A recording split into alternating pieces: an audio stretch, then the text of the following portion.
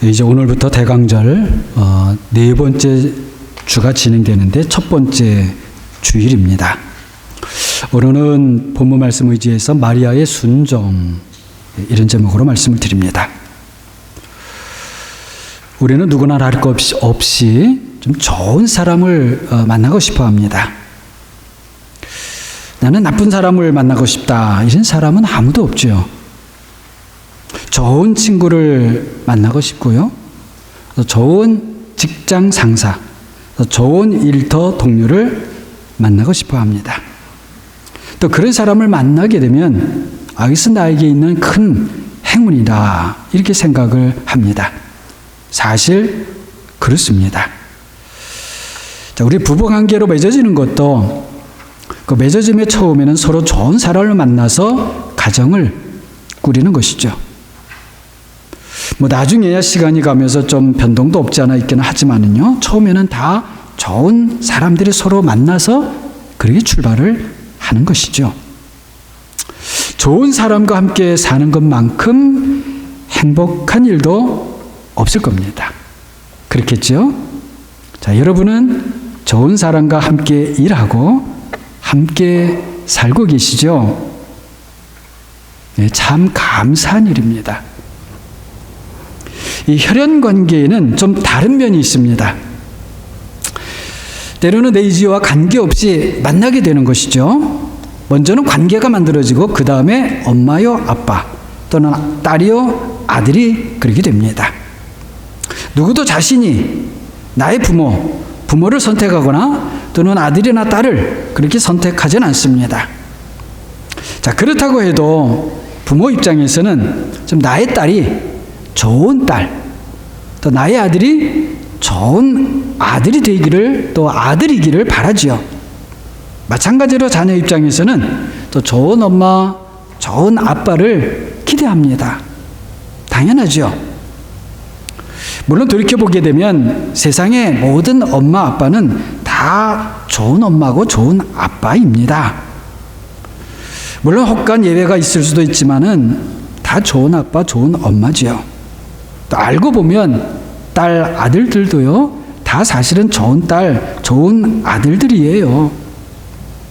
자, 제가 말씀드리고자 하는 것은 누구든지 좋은 사람을 만나고 또 좋은 사람과 함께 일하고 좋은 사람과 함께 살고 싶어 한다는 것입니다. 자, 교회도 마찬가지입니다. 교회를 다닌다면 누구라도 좋은 교회를 다니고 싶어 하지요. 그리고 또 내가 다니는 교회가 좋은 교회가 되기를 바라고 또 좋은 교회라고 그렇게 믿습니다. 만일 내가 속한 교회가 좋은 교회라고 하는 그 믿음이 내 속에서 없어진다면, 그리고 또는 좋은 교회가 아닌 것 같은데 이런 생각이 든다면, 그때부터는 교회를 다닌다고 하는 것이 참 어려워지게 되겠죠. 이건 역시 당연합니다. 목사는요, 교회를 위해서, 다른 일이 아니고 교회를 위해서 부름을 받은 사람입니다. 그래서 목사는 자신이 섬기는 교회 또는 자신이 돌보는 그런 공동체가 어떻게 하면 좋은 교회, 더 좋은 공동체가 될까, 이것이 늘 주된 관심입니다. 그럴 수밖에 없습니다. 그러다 보니 혹시라도 누군가 우리 교회는 참 좋은 교회라, 내가 이런 교회에 다니는 것이 참 좋습니다, 이런 소리를 목사가 듣게 되면 그것보다 더 보람된 것이 없는 것이죠. 또 목사 입장에서만 그런 건 아닙니다. 모든 교인들의 입장에서도 같은 마음일 것입니다. 내가 다니는 교회가 좋은 교회다, 이런 소리를 들으면 다들 기분이 좋고, 또 나는 좋은 교회를 다닌다는 생각이 들면 마음이 뿌듯하게 되죠. 자, 그런데요, 그렇다면 도대체 좋다고 하는 것은 무엇일까요? 좋다고 하는 것은, 자, 좋은 사람이라고 하는 것은 어떤 사람이고, 또 좋은 교회라고 할 때는 어떤 교회를 말하는 것일까요? 좀 이렇게 묻게 되면 약간 좀 살짝 당황스러워집니다. 뭘까? 자, 교회만을 두고 생각해 보게 되면 좋은 교회가 어떤 교회인가요? 아마 이런 교회가 또 저런 교회가 좋은 교회라고 이렇게 말할 수 있습니다. 그래서 그런 좋은 교회가 되려면 또 우리가 어떻게 해야 될까요? 이렇게 묻게 되면 또 이런 말 저런 말 할 수 있을 것입니다. 제가 스스로 이런 질문을 하고요. 그래서 무엇을 어떻게 해야 좋은 교회가 될 수 있느냐 이렇게 묻게 될 때에 사실은 그 어떻게 무엇을 라고 하는 내용에는요, 아마도 담임 목사가, 그 교회를 맡고 있는 담임 목사가 할 일이 제일 많을 거예요. 오늘날 사실은요, 교회가 좋은 교회가 되느냐 그렇지 않느냐 라고 하는 것이 사실은 많은 경우 그 담임하고 있는 담임 목사에게 많이 이렇게 달려 있어요. 그래서 어느 교회든지 담임 목사는요, 늘 마음의 부담이 큽니다. 여러분이 저를 볼 때도 그럴 것 같으죠? 사실 그냥 마음의 부담이 크다 정도가 아니고요, 사실은 엄청 큽니다. 그래서 그런지요, 담임 목사가 일단 되었다 하게 되면요, 웃음이 사라집니다. 웃어도요, 그게 웃는 게 아니에요. 어느 교회든지 그 교회 담임 목사가 웃을 때 잘 보세요. 그 웃음이 은근히 어색합니다. 좀 편안한 웃음이 아닌 경우가 많아요. 솔직히 저도 좀 마찬가지입니다. 제 웃음이 어딘지 모르게 어색할 때 여러분은요, 좀 담임 목사가 되어서 늘 부담이 많아서 그런가 보다, 그렇게 이해해 주시기를 바랍니다. 자, 이 좋다고 하는 것은요, 감정적인 어떤 느낌이기 때문에 좀 객관적으로 설명하기가 사실 힘듭니다.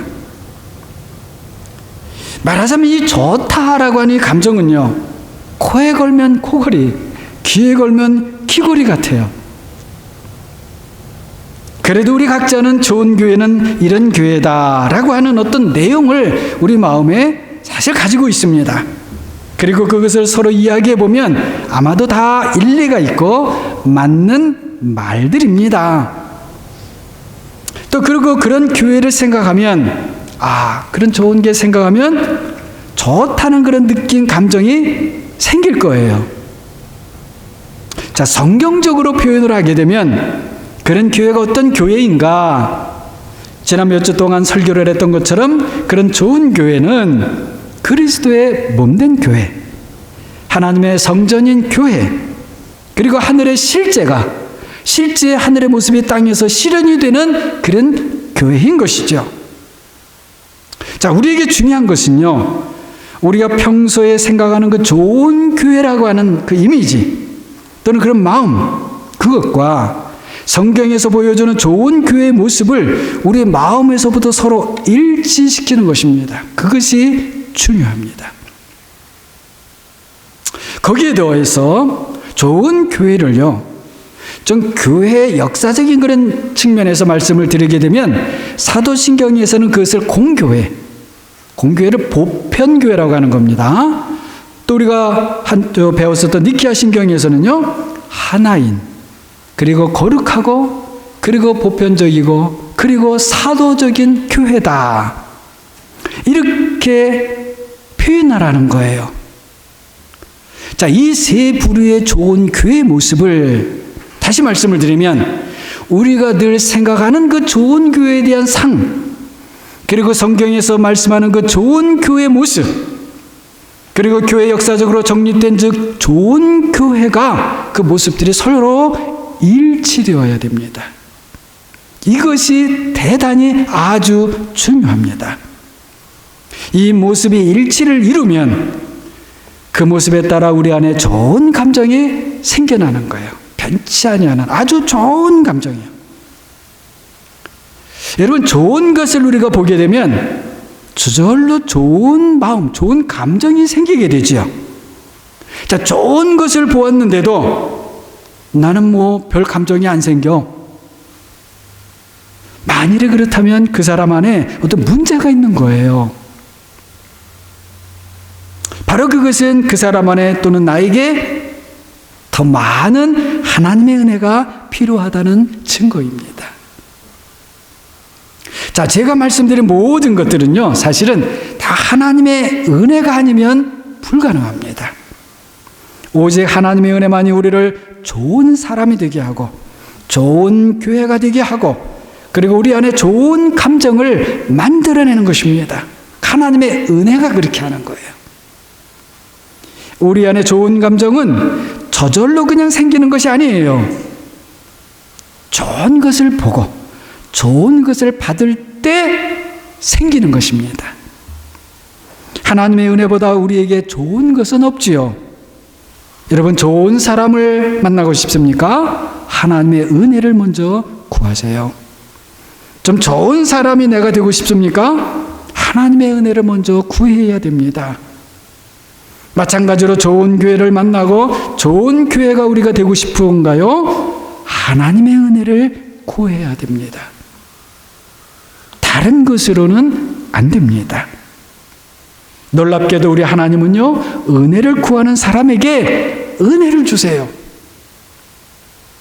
구하는 사람에게는요, 하나님께서는 하나님 자신까지도 주시는 분이십니다. 놀라운 일이지요. 이와 같은 하나님의 은혜는요, 세상 어디에서도 볼 수 없는 은혜입니다. 성경을 보게 되면 하나님의 은혜를 받은 사람들이 많습니다. 물론 성경뿐만이 아니지요. 성경에 다 기록할 수 없어서 그렇지 하나님의 은혜를 받은 사람들은 역사적으로 무수히 많습니다. 그런데 그런 중에서도 아주 대단히 특별한 은혜를 받은 그런 인물이 있습니다. 누구인가? 바로 오늘 설교 본문에 나오는 이 마리아입니다. 처녀, 그것도 처녀인 마리아. 왜 그렇게도 처녀 마리아는 특별한 은혜를 받았을까요? 그 마리아는 무엇인가 특별한 사람이었기 때문이었을까요? 물론 이 마리아에게는 다른 사람에게 없는 그만의 무슨 특별한 것이 있었겠지요. 그러나 그렇다고 해서 그렇게도 특별한 은혜를 받을 만한 사람이었을까요? 그건 아닌 것 같습니다. 마리아가 받은 은혜가 그렇게도 특별했던 것은 다른 이유가 아니었고요. 바로 하나님의 아들을 자신의 몸에 잉태했고, 그래서 놀랍게도 하나님을 낳았기 때문이에요. 여러분, 너무나도 놀라운 일인데요. 여러분, 하나님을 낳았다? 우리 사람은 이해할 수 없고 말도 이것은 안 되지요. 그런데 마리아는 이 세상에서 하나님을 낳은 유일한 여성이 되었습니다. 여러분, 다른 오해는 하지 마시기 바랍니다. 없던 하나님을 마리아가 낳았다, 이런 말이 아니에요. 육신이 없으신, 육신과는 상관하실 수 없는 하나님께서 그 마리아를 통해서 육신을 받으셨고, 마리아를 통해서 육신으로 세상에 탄생하셨다는 그런 말씀입니다. 물론 마리아는 자신이 그와 같은 일에 하나님의 아들을 잉태하고 싶고 그래서 잉태한 것 아니었어요. 자신이 또 낳고 싶어서 낳았던 것도 아니죠. 그래서 마리아는 사실은 그 전에도 그렇고 후에도 없는 그런 하나님의 은혜를 받았습니다. 마리아는 정말로 하나님의 큰 은혜를 입은 사람이에요. 사람의 말로 다 표현할 수 없을 정도로 너무나 큰 은혜를 받았습니다.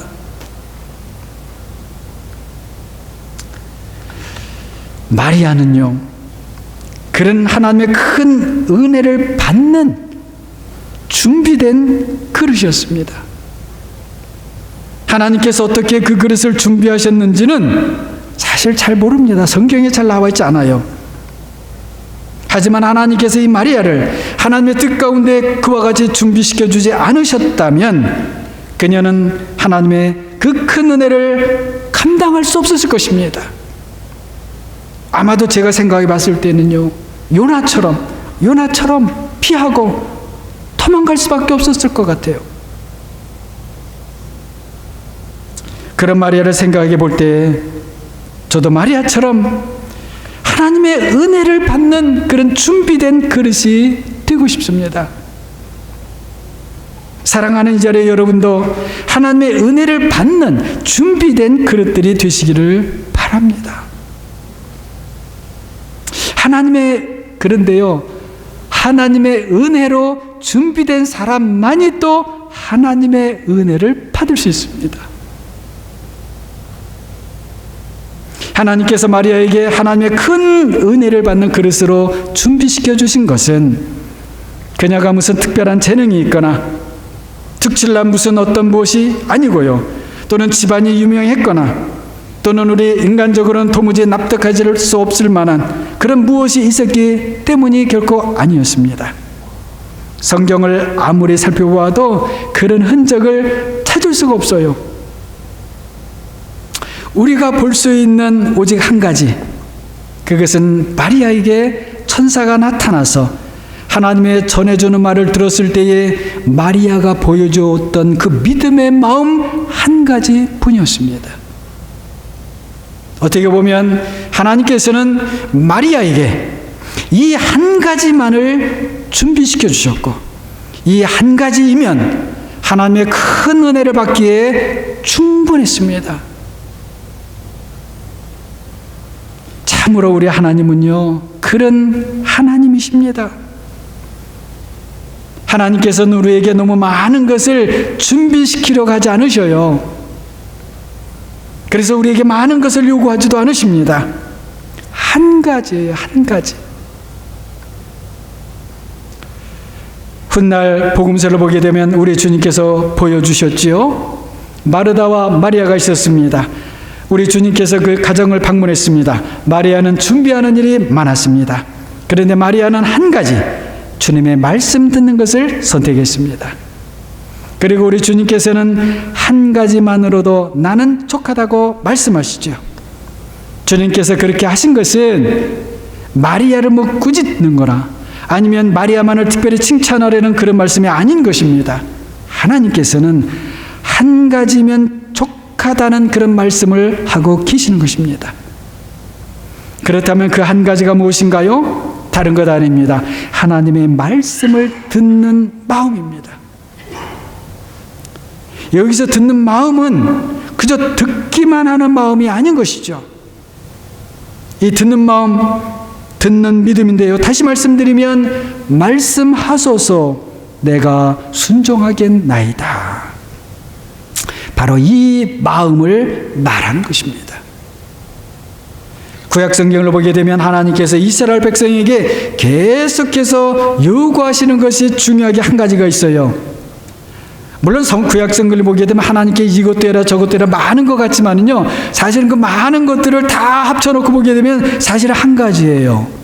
무엇인가 하면요, 이스라엘아 들으라, 이스라엘아 들으라, 그 한 가지입니다. 다시 말씀을 드립니다. 이스라엘에 들으라 하신 것은 내가 하는 말을 그저 듣기만 하라는 것이 아니지요. 우리가 전에 살펴보았던 것처럼 믿음이 있다 하고 행함이 없으면 무엇이라고 했습니까? 죽은 믿음이라고 했죠. 그리고 그때 행함은 무엇입니까? 순종이라고도 할 수 있죠. 믿음은 있다고 하는데 순종이 없다면 그것은 죽은 믿음이라는 것이죠. 우리 하나님께서는요, 죽은 것을 원하지 않으셔요. 살아있는 것을 원하셔요. 순종하는 믿음, 믿음의 순종을 원하신다는 것입니다. 그런데요, 이 한 가지이면 하나님께는 족합니다. 이 한 가지라면 하나님은 하나님의 큰 일을 넉넉하게 행하시는 것입니다. 그리고 그것조차도 하나님께서는 우리의 삶의 여정을 통하여서 준비시켜 주셔요. 무엇으로? 하나님의 은혜로. 마리아는 하나님께서 준비시켜 주시는 대로 너무나 잘 준비되었습니다. 어떻게도 이렇게 아름다울 수가 있는지 몰라요. 이런 믿음을 어디서 볼 수 있을까요? 이런 순종이야말로 하나님께서 기뻐하실 수밖에 없습니다. 마치 하나님의 아들께서 십자가의 순종을 하신 것과 가장 가까이 닮은 그런 믿음의 순종인 것 같아요. 한번 보십시다. 누가복음 1장 31절을 보게 되면 천사가 하나님의 말씀을 전해주지요. 보라, 내가 잉태하여 아들을 낳으리니 그 이름을 예수라 하라. 자, 이어지는 32절과 33절을 보게 되면 너희의 잉태하실 분이 어떤 분인지를 알려줍니다. 그가 큰 자가 되고 지극히 높으시니 아들이라 일컬어질 것이요 주 하나님께서 그 조상 다윗의 왕위를 그에게 주시리니 영원히 야곱의 집을 왕으로 다스리실 것이며 그 나라가 무궁하리라. 이것은 하나님의 아들께서 세상에서 우리를 위해 하실 그런 모든 일들을 전해주는 말씀입니다. 놀랍지요? 이 말씀에 대하여서는 좀 더 자세한 내용을 훗날 살펴볼 기회가 있을 것 같고요. 아무튼 이 마리아의 입장에서는 엄청난 은혜입니다. 앞에서 말씀드린 것처럼 전무후무한 일이 자신에게, 그것도 자신의 몸을 통해서 이루어진다는 것입니다. 세상에 어떤 누가 이렇게도 놀라운 하나님의 그 일을 감당할 수 있다는 말입니까? 선지자를 통해서 전해지는 그 하나님의 말씀도 너무 충격이 커서 쓰러지고 넘어지고 울고 그렇게 하는데, 하나님의 말씀, 하나님의 아들이 친히 내 몸 안에 잉태하여 오신다는 거예요. 정말 사람의 힘으로는 감당이 안 되는 그런 일입니다. 감당할 수 없는 일이에요. 그래서 마리아도 어떻게 이런 일이 있을 수 있단 말입니까? 이렇게 묻는 것이고요. 그리고 천사도 이런 일은 사람으로서는 감당할 수 없는 일이라는 것을 너무나도 잘 알고 있기 때문에 35절을 보면 천사가 이렇게 말을 합니다. 성령이 네게 임하시고 지극히 높으신 이의 능력이 너를 덮으리니 그러면 내가 감당할 거야. 그리고 하나님의 큰 일이 내 안에서 벌어지는 것이야.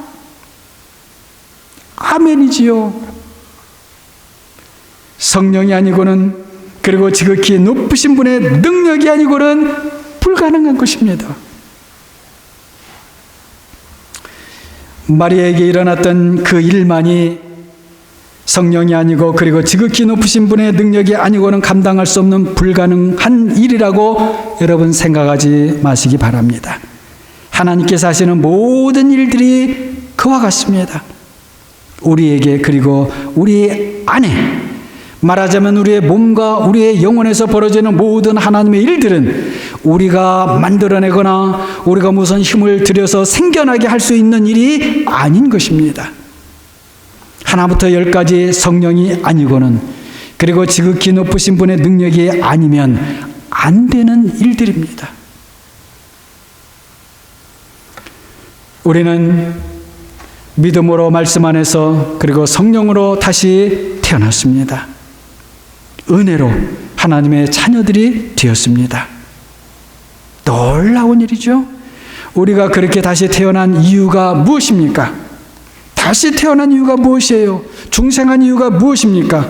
번호기인한 이유가 무엇입니까? 여전히 세상을 따라서 육신을 따라 살아가기 위해서입니까?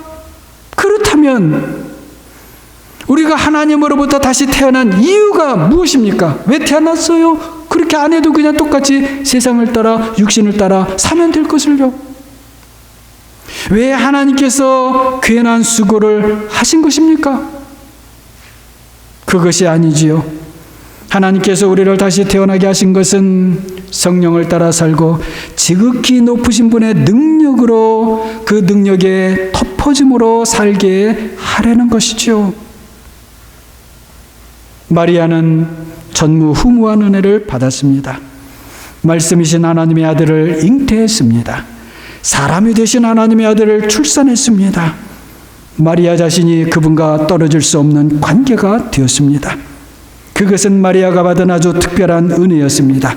하지만 그것은 마리아를 통해서 우리에게 벌어질 놀라운 하나님의 일을 보여주고 있는 것입니다.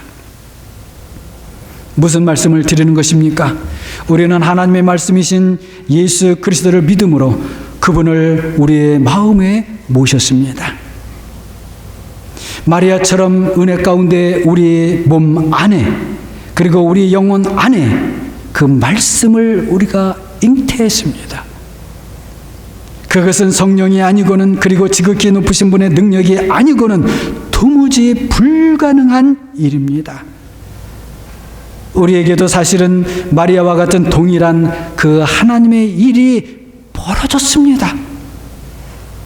우리 안에서 내 속에서 하나님의 말씀이 깊이 자리를 잡고 싶어 하시고 그리고 자라고 싶어 하시고 우리에게 나에게 하나님의 생명을 계속하여 공급하여 주고 싶어 하시는 겁니다. 생명에 관한 모든 풍성한 것을 그 모든 것을 우리에게 주고 싶어 하셔요. 나는 약한데 나는 아무것도 아닌데 어떻게 나에게 그런 일이 있을 수 있나요? 우리는 마리아처럼 물을 수 있습니다. 그리고 우리 스스로 나에게는 그런 일은 있지 않을 것 같아. 우리는 그렇게 생각할 때가 있어요. 그러나 그런 마리아에게 천사가 말했던 것처럼 하나님께서 똑같이 우리에게 말씀하십니다. 너에게 성령이 부어졌기 때문에 그리고 지극히 높으신 분의 능력이 함께하기 때문에 하나님의 말씀이 하나님의 생명으로 너희 안에 심겨졌고 그리고 자랄 것이다 말씀하십니다. 하나님께서 마리아에게 한 가지 준비시켜 주신 것은 다른 마음이 아닙니다. 누가복음 1장 38절처럼 그 마음은 한 가지 마음이라고 했죠. 그런데 그 마음은 주의 여종이오니 말씀대로 내게 이루어지이다 이것입니다. 지난 주일 설교 중에 혼인잔치에서 마리아가 하인들에게 이렇게 말하지요. 하인들을 불러놓고 자 예수님께서 너에게 무슨 말씀을 하시든지 그대로 하라. 영어로 하게 되면 이렇습니다. Whatever he says to you, do it. 마리아가 이렇게 말할 수 있던 것은 하나님의 큰 일이 어떻게 자기 자신에게 이루어졌는지를 잘 알고 있었기 때문입니다. 자기에게 어떻게 이루어졌어요? 나는 주의 여종이오니 말씀대로 내게 이루어지이다. 내가 그렇게 체험을 했거든요. 영어로 하게 되면 I am the Lord's servant. 나는 주의 영어로 그냥 servant에서 종이라고 했지만 원래 말은 여종입니다. 주의 여종입니다. May it be to me. 그것이 나에게 그렇게 될 수 있기를. 어떻게 해요? As you have said. 당신이 말했던 것처럼 May it be to me. 나에게 그렇게 될 수 있기를. 말한 그대로. 무슨 말씀을 하시는지 너희가 그대로 하라. 그리고 말씀대로 내게 이루어지이다. 같은 것이지요. 참 놀랍습니다. 아마도 아직 20도 되지 못했을 처녀 마리아가 천사에게 어떻게 그렇게 대답했을까요? 하나님께서 첫사람 아담과 하와에게도 원하셨던 것이 그것이었고 그 이후 하나님의 은혜를 받은 사람들에게도 똑같이 원하셨던 것도 바로 그것이었다는 것을 이 20도 안 된 마리아 처녀가 어떻게 알았을까요? 마리아가 그렇게 알았던 것 역시 하나님의 은혜였다고 밖에는 달리 말할 수가 없어요. 나는 주의 여종이오니 말씀대로 내게 이루어지이다. 마리아의 이 응답이 우리 모두가 평생에 걸쳐서 하나님께 드리는 응답이 되기를 바랍니다. 모든 창조와 섭리를 우리를 위해서 펼치신 하나님께서 우리에게 바라시는 가장 기뻐하시는 응답 한 가지, 하나님 말씀하시옵소서. 그리고 그 말씀이 나에게 그대로 이루어지기를 원합니다. 이루어지리이다. 원하는 것을 넘어서서 이루어지이다 선포하고 있습니다. 이것이 믿음의 순종입니다. 그리고 하나님은 이것이면 족하신 분입니다. 저는 이런 마리아를 생각할 때마다 그 마음, 그 고백을 조금이라도 담고 싶습니다. 여러분도 저와 함께 마리아의 믿음, 마리아의 순종을 배우고 닮아가면 좋겠습니다. 바로 그것이 십자가의 길인 것이죠. 시편 123편을 보게 되면요, 마리아가 어떤 마음이었는지를 보여주는 그런 내용을 발견하게 됩니다. 1절입니다. 하늘에 계시는 주여, 내가 눈을 들어 주께 향하나이다. 예배자의 모습을 보여줍니다. 천사를 만났을 때 마리아가 그랬을 거예요. 그리고는 그 속마음을 보세요. 예배자의 속마음을 보세요. 2절입니다. 상전의 손을 바라보는 종들의 눈같이, 여주인의 손을 바라보는 여종의 눈같이 우리의 눈이 여호와 우리 하나님을 바라보며 우리에게 은혜 베풀어 주시기를 기다리나이다. 천사를 만났을 때에, 그리고 하나님의 천사를 통한 하나님의 말씀을 들었을 때 마리아의 마음이 이런 마음이었던 것 같습니다. 저는 그렇게 보여집니다. 그러면서도 마리아가 복된 것은 그저 기다리는 것이 아니라 약속의 말씀을 실제로 듣고 그 말씀대로 나에게 이루어지이다, 이렇게 선포한다는 것이죠. 그렇습니다. 우리는 구약의 이스라엘 백성들처럼 더 이상 약속을 멀리서 기다리는 사람들이 아닙니다. 마리아처럼 지금 여기서 말씀이 나에게 이루어지이다 선포하는 사람들입니다.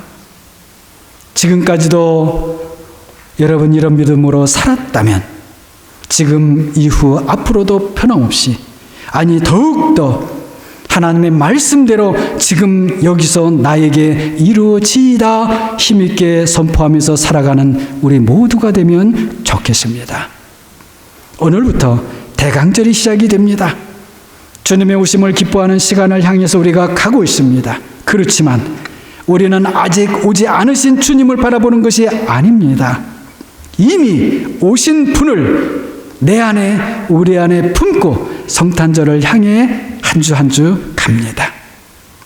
내 안에 임하신 하나님의 말씀, 하나님의 생명을 품고 성탄의 기쁨을 향해 함께 나아가는 우리 모두가 되기를 주님의 이름으로 축원합니다. 기도합니다. 사랑의 주님,